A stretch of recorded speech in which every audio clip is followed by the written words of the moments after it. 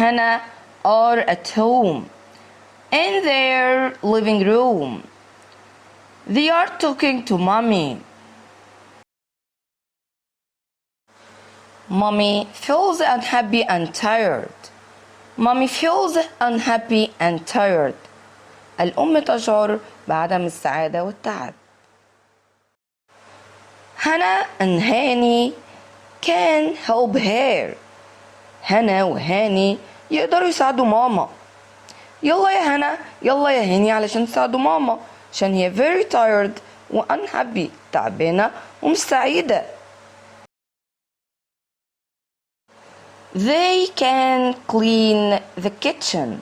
هم يستطيعون تنظيف المطبخ. هم كده يساعدوا ماما.